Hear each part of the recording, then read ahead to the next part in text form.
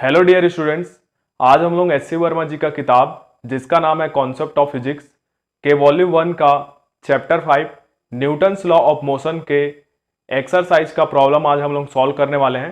तो आपको जो क्वेश्चन है, देखो मेरे पास ये बुक है एस सी वर्मा सर का वही किताब।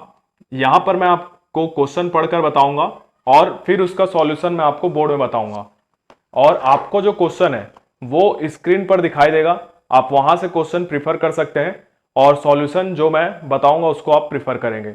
और अगर आप चाहें तो आप एच सी वर्मा जी का किताब अपने पास रख सकते हैं ताकि जो क्वेश्चन है वो आपको समझने में और ज़्यादा आसानी हो सके। ठीक है, तो आज हम इसको शुरू करते हैं। शुरू करने से पहले आपको ध्यान रखना होगा कि ये जो चैप्टर है न्यूटन्स लॉ ऑफ मोशन, जो चैप्टर है ये चैप्टर आपके मैकेनिक्स का बेसिक है। आप इसको अगर अच्छे से कर लेते हैं तो आपको आने वाला जो चैप्टर्स है जैसे कि फ्रिक्शन है, या फिर फ्रिक्शन के बाद सर्कुलर मोशन है, या फिर रोटेशन है, सेंटर ऑफ मास है, या फिर जो भी चैप्टर ले लें आप, वहां पर आपको बहुत ज़्यादा हेल्प मिलने वाला है। तो आप इसको बेसिकली अच्छे से पढ़िए, अच्छे से इसका क्वेश्चन सॉल्व कीजिए। और ठीक है, स्टार्ट करते हैं आगे। तो सबसे पहला क्वेश्चन देखते हैं कि सबसे पहला क्वेश्चन क्या है।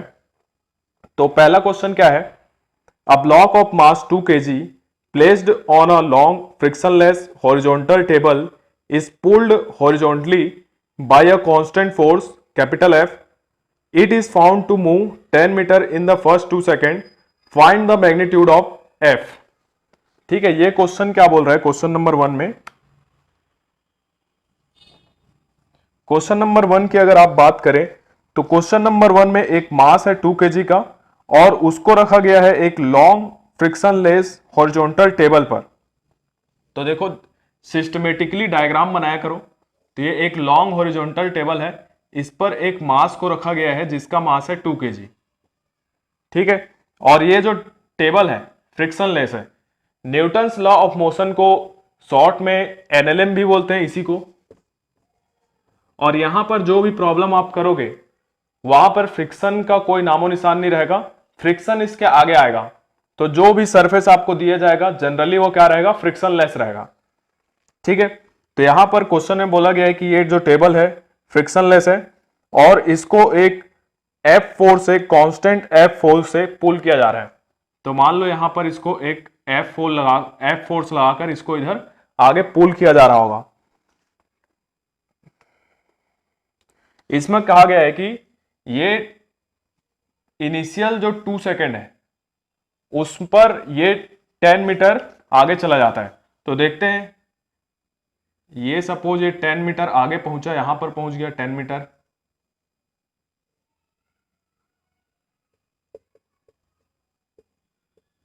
इसको यहां से यहां तक पहुंचने में कितना टाइम लग रहा है, 2 सेकेंड का। सपोज ये स्टार्ट किया t इक्वल टू 0 सेकेंड में और यहां से यहां तक पहुंचने में इसको लगता है t इक्वल टू 2 सेकेंड। तो हमको इस क्वेश्चन में बताना है कि ये जो फोर्स है F, इसका मैग्नीट्यूड क्या होगा। ठीक है, तो न्यूटन्स के लॉ से हम लोग जानते हैं कि F इज इक्वल टू क्या होता है, ma। हमको मास गिवन है क्वेश्चन में, अगर हम किसी तरीके से अगर ये a निकाल लें, एक्सेलरेशन निकाल लें तो हमारा काम बन जाएगा। तो देखो यहां पर हमको टाइम दिया गया है और डिस्प्लेसमेंट दिया गया है और इसका इनिशियल वेलोसिटी अगर आप u देखें तो u 0 है, रेस्ट से स्टार्ट हो रही है। तो यहां पर आप इस इक्वेशन का यूज कर लीजिए, s equal to u t plus half a t square. ठीक है, u 0 है तो ये वाला टर्म भी 0 हो जाएगा। तो s इक्वल टू आपको क्या मिलेगा, हाफ ए टी स्क्वायर।